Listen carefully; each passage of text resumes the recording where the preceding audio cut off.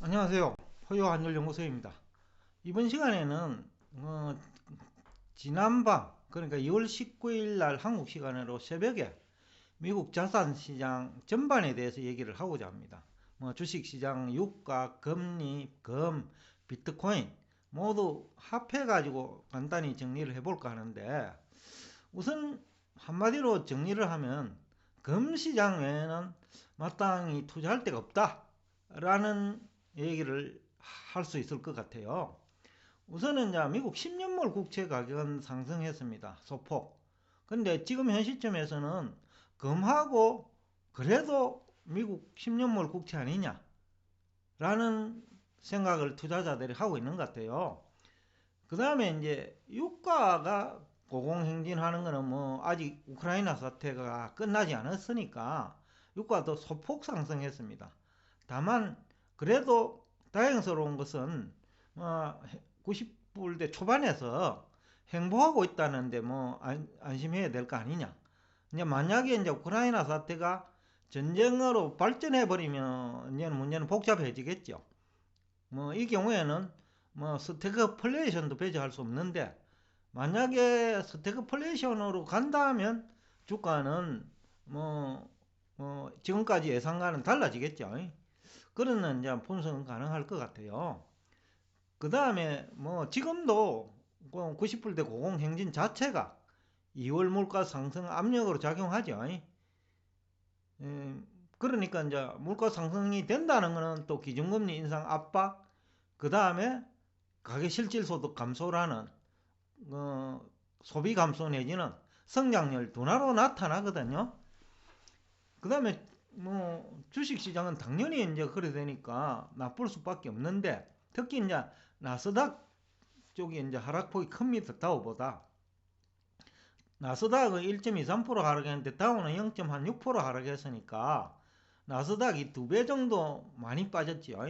근데 비트코인은 이제 나스닥이 빠지면 일반적으로 함께 빠지고 하는 게 요즘 분위기인데, 그 외에도 이제 비트코인은 하락 요인이 있습니다. 조금 이따가 설명하기로 하고, 일단 4만 달러대로 이제 추락했어요. 4만 달러 초반 내지는 4만 몇백 달러, 4만 천도 아니고요. 금값은 이제 앞에도 얘기한 대로 지금 마땅히 투자할 때는 금뿐이다라는 분위기죠. 근데 흥미로운 게 이제 나스닥 지수 하락 변경인데, 그 다음에 몇 개 이유가 이제 지금까지와는 다른 게 있습니다. 우크라이나 사태는 여러분 다 아는 거니까 생략하기로 하고, 반도체 주식이 재미가 있어요. 엔비디아 주가가 3.5% 하락했는데 4분기 실적 굉장히 좋았잖아요. 영업 실적 기준으로는 약 70% 증가했고, 매출액 기준으로도 한 50% 증가했는데 이보다 더 좋을 수가 없는데 왜 하락을 했을까? 그리고 AMD는 또 오히려 1.3% 상승했거든요. 또 대만의 TSMC는 약보합이에요. 왜 하필 엔비디아만 큰 폭으로 빠졌을까? 라고 접근을 해보니까 엔비디아가 판매하는 그 반도체 쪽에서 조금 미래가 밝지 않다라는 것이 반영된 거 아니냐는 거죠. 그 대표적인 것이 비트코인이죠. 사실 엔비디아가 비트코인 시장이 확대되면서 성장이 빨랐거든요.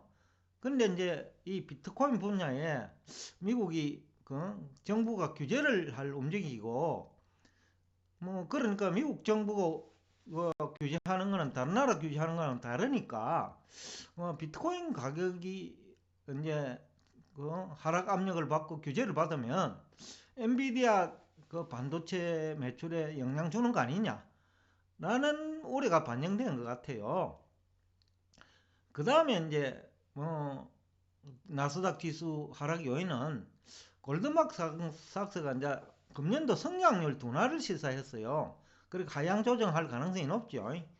1분기 영업 실적이 포유 한율 연구소가 지금까지 늘 얘기한 부분이니까. 그리고 1월 소비자 신뢰 지수를 하나요? 그게 10년 만에 가장 낮았죠.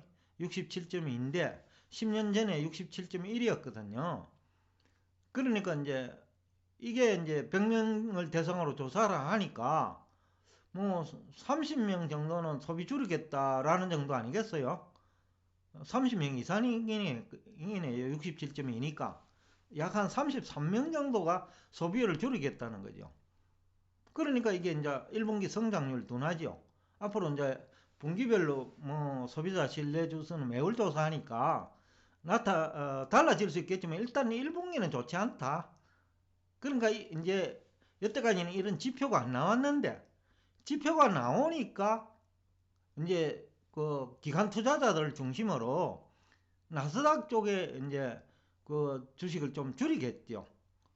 그래서 아마 나스닥 지수 하락 요인이 아니냐라는 분석이 가능할 것 같고, 그러니까 며칠 전까지만 없었던 얘기가 이제 뭐 포유 환율 연구소는 이 생각을 했는데, 그래서 지난번에 오를 때도 기술적 반등이다. 그 이상의 의미는 부여할 필요가 없다. 이유는 1분기 영업실적 둔화가 근본적인 문제가 하나 남아있다. 그 얘기를 하면서 뭐 추가적인 조정이 있으니까 너무 그 민감하게 주가 조금만 오른다고 반응하지 말라 라는 얘기를 한 기억이 납니다. 6090 행님도 이제 뭐 실질소득 감소니까 결국은 이것도 뭐 1분기 성장률 둔화지요. 그런 측면에서 이제 나스닥 시장이 좀 다른 조금 조정이 장기화될 수 있는 환경이 만들어지고 있지 않느냐. 그럼 1분기 실적이 언제 발표되느냐 하면 4월 한 중순 이후는 돼야 되거든요. 뭐 한 달 정도 있다가 발표하더라고요. 지금 지난해 4분기도 최근에 발표하니까 약 한 달 10일 정도 있다가 발표하니까 지금 3월 만에 3분기 실적이 이제 사실상 그 산정 기간인데, 그러면 4월 말이나 5월 초가 돼 나오는데 아마 이게 그때까지 증시를 압박하는 악재가 되지 않을까라는 분석이 가능해요. 그 얘기는 또 나스닥 지수가 추가적인 조정 내지는 기간 조정이 필요하다는 얘기죠. 포유 환율 연구소가 그래서 지난번 저점은 저점이 아닐 거다. 좀 더 낮아질 거라고 얘기하고, 또 테슬라 주가를 뭐 1분기 중에 저점은 4월 한 말까지 뭐 750불까지도 내려갈 수 있지 않느냐. 간밤에 950불에 끝났는데 100불이면 그래도 한 10% 정도 더 내릴 수 있다. 그 테슬라의 경우에는 그런 생각도 해보고 있어요. 워낙 이제 주가 수익률이 높기 때문에 다른 것보다 상대적으로 더 비싸다는 거죠. 또 거기다가 악재도 지금 계속 나오고 있고, 미국 정권관리위원회에서도 조사에 들어갔고, 그 다음에 계속 리콜하고 있고, 그 다음에 미국 언론도 그 자율주행이 사기다라는 보도까지 하고 있고, 그러니까 테슬라 주식에 호재는 없다. 그러니까 테슬라 주식이 추가적으로 미국 그 나스닥 지수를 끌어내리는 역할을 할 수 있다라는 생각이 들어요. 물론 이제 나머지 취약한 그 경기가 둔화될 경우에 상대적으로 취약한 주식이 나스닥 종목이죠.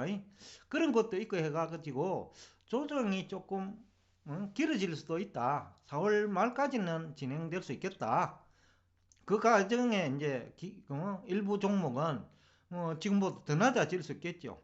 대표적으로 저는 이제 테슬라 주식을 보고 있어요. 악재가 숨겨진 악재가 이제 노출되는 거죠, 사실. 여태까지는 호재만 얘기하다가 이제 지금은 이제 주가가 내리니까 숨겨진 악재들이 노출되는 거고, 언론도 끄집어내고 정권 전문가도 끄집어내고 공매도 세력도 끄집어내는 거죠.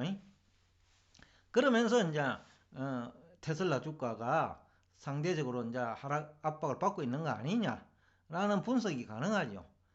그 다음에 이제 비트코인 하락은 좀 복합적이에요. 앞에서도 얘기했지만 미국 정부 규제는 다른 나라 규제하고는 좀 다르거든요. 여태까지 미국 정부가 이것을 공식적인 상품으로 승인을 했고, 그러니까 상승을 주도했다고도 볼 수 있죠. 근데 드디어 거꾸로 규제에 나선다는 것은 좀 부정적 영향이 크죠. 또 나스닥 종목 중에서 또 비트코인 관련 주식이 많잖아요. 이 또한 나스닥 주가에 뭐 하락 압력으로 작용할 수도 있겠다. 거기다가 JP 모간에서 그 추가적인 하락 의견을 제시하거든요. 뭐 포유한율연구소도 6월 말까지는 3만 불 때까지 초반까지 내려가는 거로 뭐 예상을 하고 있어요. 뭐 앞에서 얘기했으니까 추가적인 얘기는 하지 않겠습니다. 여튼 오늘도 뭐 여러분과 함께 조금 좋은 얘기를 해야 되는데 나쁜 얘기를 할 수밖에 없는 안타까운 심정을 얘기하면서 오늘 여러분과 대화를 여기서 끝내겠습니다.